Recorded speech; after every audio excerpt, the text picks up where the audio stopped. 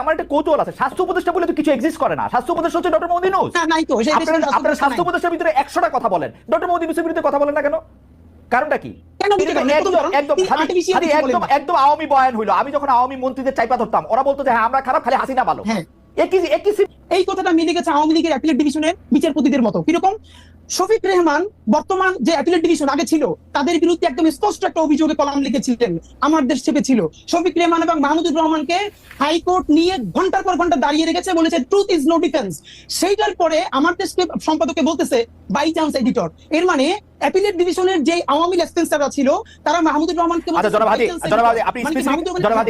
আমরা আসলে অনেকগুলি বিষয় আলোচনা করবো। আপনি এই বিষয়টা নিয়ে স্পেসিফিক কথা বলেছেন, মাসুদ কামাল ভাই এটা একটু বলুক, এটা একটু বলি। আর আপনি যে এটা কথা বলতেছেন যে ট্রুথ, আমি একটু ভাইকে শাহবাগে বলতে চাই প্লিজ একটা কথা। একটা সেটা হচ্ছে, আরেকটা ব্যাপার হলো হ্যাঁ ভাইয়ের যে এথিক্স, মাসুদ কামাল ভাই মনে হইলো যে ওইটা অ্যাক্টিভিজম হইছে, সাংবাদিকতা হয় নাই। তো আমার পরবর্তীতে কথা হলো, এরপর যে শাহবাগে রাষ্ট্রদ্রোহিত হইলো, দিনের পরে দিন তারা পতাকা উড়াইতেছে, সরকারি অফিস বন্ধ রাখতেছে, নিকৃষ্টতম মব করতেছে। ঠিক মাসুদ কামাল ভাইয়ের টাইমলাইনে পুরো শাহবাগের মব সন্ত্রাসের সময় কয়দিন তিনি সেইটা সমালোচনা করছেন। মাত্র 50 জন লোক ছিল, আমি সামনে সাক্ষী, সেইটার 500 লোক কইরা পত্রিকা দেখাইছে। তো সেইটা কি সমালোচনা করছেন? কামাল ভাই এটা আপনি একটু যদি অ্যাড্রেস করেন, একটু সংক্ষেপে যদি আপনি অ্যাড্রেস করেন। দুইটা প্রশ্ন, এক হচ্ছে মাহমুদুর রহমান সাহেব কোন নীতিমালা ভঙ্গ করেছেন, সেটা একটা সম্পাদক হতে গিয়ে যে আপনি সাংবাদিক মনে করছেন। আর দুই হচ্ছে যে আপনি শাহবাগ যেটা মব সন্ত্রাস বলছেন, সেইটার ক্ষেত্রে আপনি কি বলেছেন? মানে বিষয়টা হলো কি, উনি একজন সিনিয়র মানুষ, উনি আগে সরকারের আমলে মানে বিএনপি গভর্নমেন্টের আমলে উপদেষ্টাও ছিলেন, কিন্তু জ্বালানি বিষয় উপদেষ্টা ছিলেন। হ্যাঁ, আমি তখন আমার দেশে ছিলাম, আমি তো আমার দেশে চাকরি করছি ভাই। আমার দেশের শুরুটা তো হয়েছে আমাদের হাত দিয়ে। যারা আমার দেশ শুরু করছে তাদের মধ্যে আমি একজন। আমার দেশে আমি 3 বছরের উপরে চাকরি করেছি। আমি চলে যাওয়ার পর এখানে জামাতের কিছু মালিকানা ঢুকলো এবং তারপর আমার দেশে মাহমুদুর রহমান সাহেব আসলেন।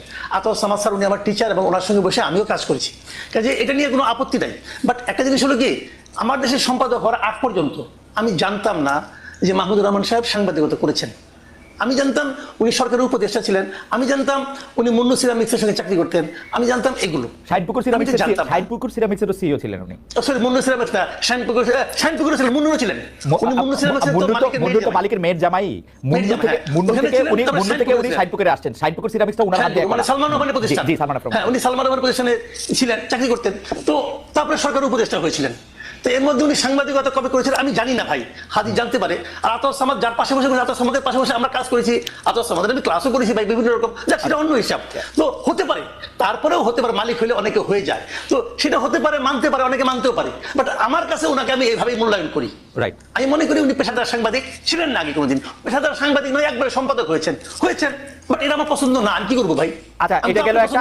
আপনি অন্য অন্যায়ের বিরুদ্ধে প্রতিবাদ করেছেন কিনা? শাহবাগে একটা রাষ্ট্রদ্রোহিতা হয়েছে, সেটার বিরুদ্ধে প্রতিবাদ করেছেন কিনা? আপনি ফেসবুকে স্ট্যাটাস দিয়েছেন। মানে রাষ্ট্রদ্রোহিতাটা কখন? মানে ওই সময় যেটা হয়েছিল ওইটা, যখন হচ্ছে আইন চেঞ্জ করে আবার একটা ফাঁসির। আচ্ছা, আমি এটা বলি, ওই সময় আমি একটা কথা, একটা আর্টিকেল লিখেছিলাম এক জায়গায়। সেই আর্টিকেলটা কি আমি একটু আপনাদের বলি। আমি বললাম যে শাহবাগে যে এই যে এত লোক আন্দোলন করতেছে, আন্দোলনটা কেন? আন্দোলনটা হলো কাদের মোল্লার বিরুদ্ধে একটা রায় যেটা হয়েছে, সেই রায়ের আপত্তি। রায়টা কে দিয়েছে? একজন বিচারক দিয়েছে। তাহলে ভুলটা করলে কে করছে? কাদের মোল্লা করছে না ওই বিচারক করছে? বিচারক করছে, অবশ্যই ওই বিচারক করছে। ওই বিচারকটা কে? কেউ নাম জানে? আমি এই প্রশ্নটা করেছিলাম। এই যে এখানে এত লোক আছে, তারা তো ওই বিচারকের বিরুদ্ধে স্লোগান দিচ্ছে না। ভাই শুনেন, আমি কোনো পলিটিক্স করি না, এক নাম্বার। আমি কোনো দল করি না, কোনো দলের প্রতি আমার কোনো অনুরাগ কিংবা বিরাগ নাই। আমি সাংবাদিকের দৃষ্টি থেকে দেখি, আমার কাছে মনে হয়েছিল ওই যে লোকগুলি জমায়েত, ওই যে মানে হাজার হাজার লোক জমায়েত হয়েছিল দীর্ঘদিন, ওই লোকগুলি একটা ঘোরের মধ্যে ছিল। তাদেরকে একটা ঘোরের মধ্যে রাখা হয়েছিল। এই কারণে যে আপনারা আন্দোলন করতেন, আন্দোলন তো স্লোগানটা ওঠা হচ্ছিল বিচারকের বিরুদ্ধে, সেই রায়টা কেন দিল? আমার মনে হয় যে কামাল ভাইয়ের পয়েন্ট তুলে ধরেছেন। আমরা একটু জনাব হাদির কাছে আসি। জনাব হাদি, আমরা একটু দর্শকদের কাছে প্রশ্ন করেছিলাম যে রাজনৈতিক দলগুলো জাতীয় ঐক্য ধরে রাখতে না পারলে আরেকটি ১-১ আসবে, বলেছিলেন এনসিপির আহ্বায়ক নাহিদ ইসলাম। প্রিয় দর্শক, এই আশঙ্কা সঠিক বলে মনে করেন কিনা? শতকরা ৮০% দর্শক এটাকে সঠিক মনে করছেন, শতকরা ২০% মনে করছেন এটা সঠিক নয়। আমি এই প্রসঙ্গে আসার আগে আমি একটু জনাব হাদি আপনার কাছে একটু আসতে চাই যে গত ১ বছরে মিছিলে মিটিংয়ে সভায় গালিগালাজের ব্যবহার দেখা যাচ্ছে, ব্যবহারের রাজনীতি দেখা যাচ্ছে। এই গালিগালাজকে খুব স্বাভাবিক করা হচ্ছে, এক ধরনের মবকে চালানো, করা। এবং যখন এটি নিয়ে প্রশ্ন করা হচ্ছে, অনেকেই বলছেন যে মব তো আরও অনেক আগে থেকে হচ্ছে, তো নতুন না। কিন্তু নতুন না হোক, আমরা নতুন বন্দোবস্তের কথা শুনেছি, সেই জায়গা থেকে যদি আপনি একটু বলেন। আরেকটা কথা, এই প্রশ্নগুলি আপনি যদি একটু ছোট ছোট করে একটু যদি বলেন যে জুলাই যোদ্ধাদের ব্যাপারে আপনি কিন্তু খুবই সরব, আপনি আবারও বলতেছিলেন, কিন্তু জুলাই যোদ্ধাদের যারা আহত রয়েছেন, নিহত রয়েছেন, তাদের প্রতি যে সঠিক সম্মান বা সম্মানীর ব্যবহারটা সরকার করতে পারলো না, এর জন্য আপনি আসলে কারে দায়ী করেন?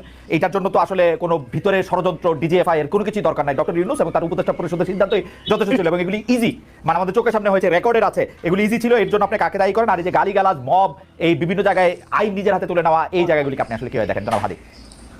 ওকে ভাই, ব্যাপার হলো যেটা ওই 1 মিনিটে বলে রাখা, ভাই যেটা বললেন ওই মাহমুদ ভাইয়ের প্রশ্ন নাই সামনে বলি।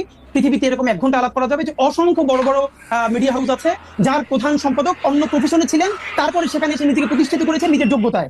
এটা হলো একটা ব্যাপার। নাম্বার 2, দ্বিতীয় প্রশ্নটা আমি ভাই আপনাকে যেটা একটু বলি যে আপনি যেটা বলছিলেন যে গত যে অ্যাক্টিভিজমের জায়গা থেকে এই যে জুলাই যোদ্ধা বলি, জুলাইয়ের শহীদ বলি, আহত বলি, তাদের ব্যাপারে সরকারের দেখেন কমপক্ষে 1000-এর বেশি অন স্ক্রিন বলেছি, আমাদের কাছে রেকর্ড আছে। এই সরকারের এখন পর্যন্ত সব থেকে যে বড় ব্যর্থতা, যেই গণ অভ্যুত্থানের স্পিরিট, যেই শহীদদের রক্তের মধ্য দিয়ে তার ম্যান্ডেট হয়েছে, সে তাদের প্রতি সুবিচার করতে পারে নাই। প্রথমত কি পারে নাই, এই যে এতগুলো শহীদ আপনি খেয়াল করেন, এখন পর্যন্ত কি আপনি বলতে পারবেন সেন্ট্রাল ডেটাবেজে ঢুকে প্রত্যেক শহীদের বাড়ি কোথায়, তার অবস্থা কি, তাকে কিভাবে পুনর্বাসিত করা হয়েছে, এর কি ন্যাশনাল একটা ডেটাবেজ?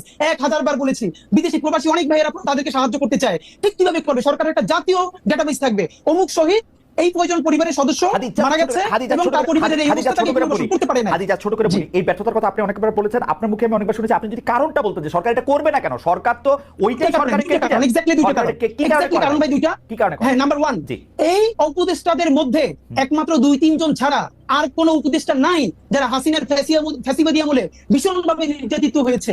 এই উপদেষ্টাদের মধ্যে এমন কোন উপদেষ্টা নাই যে এই জুলাইয়ে তার সন্তান হারাইছে বা নিজের চোখ হারাইছে। একমাত্র প্রফেসর ইউনূস 10 তলা হাসিনা বাবাইছে তারে, এই কয়েকটা কষ্ট তার আছে। আদিলুর রহমান শুক্র ভাই জেল খেটেছেন। এছাড়া 2-1 জনের বিরুদ্ধে ভিন্ন ভিন্ন, বন্যা আপা, রেজনা চৌধুরী আপা, ওনার হাজবেন্ডকে গুম করা হয়েছিল। এছাড়া বিভিন্ন এম্বাসি থেকে, বিভিন্ন পলিটিক্যাল স্টেক থেকে, যেভাবে হোক, এটা তো আমাদের কালেক্টিভ ব্যর্থতা। আমরা বিপ্লবী যেভাবে হোক এটা হয়ে গেছে। জুলাইতে চোখের সামনে একটা ছেলে মারা গেছে, চোখের সামনে একটা ছেলে চোখে গুলি খায় বেডে কাটাইতেছে, এইটাতে সরকারের পক্ষ থেকে টাকা বা অন্য ব্যবস্থা নেওয়ার জন্য আমাকে নির্যাতিত হইতে হবে কেন? আমি তো সাধারণ মানুষ হিসেবে, সন্তান আহত হইলে, হ্যাঁ সন্তান আহত, সাধারণ মানুষ হিসেবেই তার পাশে গিয়ে দাঁড়াবো।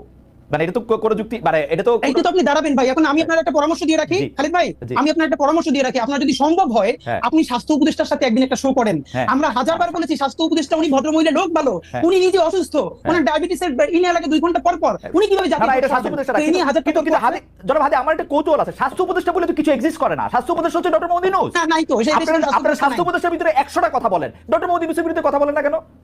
কারণটা কি? কেন বলি নাই শোনেন, কেন বলি না? ডক্টর ইউনূসের বিরুদ্ধে ফাইনালি এই জন্য বলি না যে ডক্টর ইউনূস হলেন, এখন দেখেন দুইটা ক্যারেক্টার। এই ডক্টর ইউনূস এই পলিটিক্যাল পার্টি খুলেছিলেন, একদম 100% ক্যারি করছে। কিন্তু এই জুলাইয়ের পরে উনি যখন জুলাইয়ের জবানে, শহীদ পরিবারের জবানে কথা বলতে শুরু করলেন, তখন মানুষ ওনাকে বিশ্বাস করতে শুরু করলো। এখন পর্যন্ত খালেদ ভাই, আমরা যেহেতু অ্যাক্টিভিজম করি, রাস্তায় প্রচুর থাকি, আমরা বিভিন্ন শ্রেণী পেশার মানুষের সাথে কথা বলবার চেষ্টা করি, তাদের এখন পর্যন্ত অনেকের মূল্যায়ন এটা।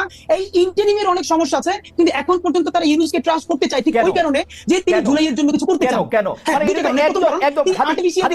একদম আওয়ামী বয়ান হইলো। আমি যখন আওয়ামী মন্ত্রীদের চাইপা ধরতাম, ওরা বলতো যে হ্যাঁ আমরা খারাপ, খালি হাসিনা ভালো। একই সিম্পটম তোরে ভাই। মজার ব্যাপার বলি খালিদ ভাই, এইটা যদি আওয়ামী বয়ান হয় তাইলে ইউনূসের এটাও গাইলেইনে সে গুম হয়ে যাওয়ার কথা। আপনি আর মাসুদ ভাই মিলা একটা মাইক নিয়ে এখন ডক্টর ইউনূস এখানে গাইলেন, দেখেন আপনারা কেউ গুম করে কিনা। না, হাসিনা বলে আমরা এগুলি বলছি। আমি আপনাদের বলি, হাসিনা বলে আমরা এগুলি হাসিনা নিয়ে বলছি। আমি আপনাদের ঘটনাটা বলি। আমি ছোট হোক বড় হোক, আমি বলি ছোট হোক বড় হোক, আমি প্রতিষ্ঠান চালাইছি। আমি যেটা চাবো সেইটাই হবে প্রতিষ্ঠানে। ডক্টর মোহাম্মদ ইউনূস যদি চাইতো জুলাই যোদ্ধারা সবার আগে হচ্ছে সবকিছু জুলাই যোদ্ধাদের ঠিক হবে, ওইটাই হইতো। খালিদ ভাই, এইটা আপনি কোন প্রতিষ্ঠানের কথা বলছেন জানেন? যে প্রতিষ্ঠানটা ফাংশনাল 17 বছর বয়সে যেই দেশটা ভাঙা হইছে, সেইটা সারতে তো মিনিমাম আপনার কতদিন লাগবে? তো এইখানে কোন প্রতিষ্ঠান এখন আমাদের সমস্যাটা কি জানেন? আমাদের সমস্যা হলো আমরা এই মোকালে কথা বললে মানুষ মনে করবে আমরা সরকারের পক্ষে কথা বলতেছি, কিন্তু বলতেছেন তো, সরকারের পক্ষে না। আপনারা কেন জানি খালি ডক্টর মোহাম্মদ ইউনূস একদম হাসিনা সিম্পটম, খালি হাসিনা ভালো, সবাই খারাপ। আপনি জানেন আমি দায়িত্ব লয়ে করছি প্রধানমন্ত্রী কার্যালয়, সেই সময়কার প্রধানমন্ত্রী কার্যালয় খুশি হইতো মন্ত্রীদের বিরুদ্ধে দুর্নীতি রিপোর্ট হলে। আপনার মনে আছে কিনা, আপনার মনে করে দিয়ে আপনি শেখ হাসিনারে প্রশ্ন করতেছিলেন গণভবনের একটা সংবাদ, আপনি শুধু বলছিলেন যে মাননীয় প্রধানমন্ত্রী আমরা স্বাধীনভাবে করতে পারবো কিনা, সেই মিডিয়া কাজ করতে পারবে কিনা। তারপর আপনাকে 15 সালে আপনাকে সে যেভাবে উত্তর দিছে, খালেদ মহিউদ্দিনের যা চরিত্র, যেরকম ছাইমেইকে ধরা, আপনি এইটা ইউনূসকে পারবেন, ইউনূসের সবাই না, ইউনূসকে পারা যায় না। আমি বলি হাসিনাকেও পারা যায় না, ইউনূসকে পারা যায় না। আমি বলি হাসিনাকেও পারা যায় না, ইউনূসকে পারা যায় না। আমি বলি প্রধানমন্ত্রী সংবাদ সম্মেলনে ওই প্রশ্ন আমি ওইবারই প্রথমবার করি নাই, টিভি অনেকবার গেছে, তারও আগে আমি করছি। কিন্তু প্রধানমন্ত্রী প্রশ্নটা করার পরে প্রধানমন্ত্রী যেভাবে আমাকে উত্তর দিছে সেই সময়কার প্রধানমন্ত্রী, তারপর থেকে আমার কোনো সম্পূরক প্রশ্ন করার উত্তর জায়গা ছিল না। দেয়ার ওয়াজ আ সংবাদ সম্মেলন ফর 30 আদার পিপল। ঠিক আছে, ডক্টর মোহাম্মদ ইউনূস এই সেপ্টেম্বরে আমার কথা শেষ করতে দেন এই সেপ্টেম্বরে কিন্তু উনি এখানে আসছে জাতিসংঘের মধ্যে নিয়ে, উনি সবারই দাওয়াত দিছে, আমার ছাড়া কিন্তু। আমি মজার ব্যাপার বলি, এইটা আপনার অবশ্যই পাবলিক, আজকে আপনি বললেন আমরা জানলাম, আমাদেরকে সরকারের তরফ থেকে এক জায়গা থেকে আমরা প্রশ্ন করছি খালেদ মহিউদ্দিনের মতো ক্যারেক্টার কেন বাংলাদেশে জুলাই গণঅভ্যুত্থানের পরে তাকে কাজে লাগানো হইলো না। আমাদেরকে বলা হয়েছে খালেদ মহিউদ্দিন ভাইকে 2 বার সরকার থেকে, একবার বিটিভির দায়িত্ব নিয়ে আরো একটা বড় পদে বলছে, প্লিজ আপনি এই রাষ্ট্রকে গড়ে তুলতে সাহায্য করেন। খালেদ মহিউদ্দিন ভাই রেসপন্স করেন নাই। আমাদের সেক্রেটারিয়াল জব করব না রে ভাই হাদি, আমি কোন সেক্রেটারিয়াল জব মিনিস্ট্রিয়াল জব করব না তো। আমি বাংলাদেশে সেক্রেটারিয়াল জব করব না। আমি বিটিভির দায়িত্ব নিতে আমাকে অফার করেছিলাম, বলি বিটিভির দায়িত্ব নিতে আমাকে অফার করা হয়েছিল, আমি শর্ত দিছিলাম বিটিভির প্রোভাইসও ঠিক করেন, আমি তথ্য উপদেষ্টা বা তথ্যমন্ত্রীকে আমি এটা রিপোর্ট করব না। তারা এটাতে রাজি হয় নাই, তারা বলছে আপনি আইসা আস্তে আস্তে করেন। আমি আস্তে আস্তে করার মধ্যে আমি নাই। ফাইন, এটা আমরা জানলাম, কিন্তু খালেদ ভাই আপনার মানে আমরা ওই ভালোবাসার জায়গা থেকে বলি, আমরা তো প্রত্যাশা করছিলাম যে আপনি জার্মান থেকে যেরকম ইউএসএ গেলেন, আপনি জার্মান থেকে এই জুলাইয়ের পরে একবার কিন্তু বাংলাদেশ আপনার খালেদ ভাই দেখি নাই। আপনি আসলে হয়তো কি জানেন, আপনি অনেক মেকানিজমের সাথে কথা বললে, শহীদ পরিবারগুলোর সাথে কথা বললে, তাহলে আপনি আগে যেটা ফিল করতেন। আমি বলি আমার দিকে আলাপটা করলে কি মানে আলাপটা আমি আর আপনি আলাদা আলাপ করবো না। আপনি খালি আমাকে এই কথা বলেন, আমি সরাসরি প্রশ্নটা করি, এটা আমি কামাল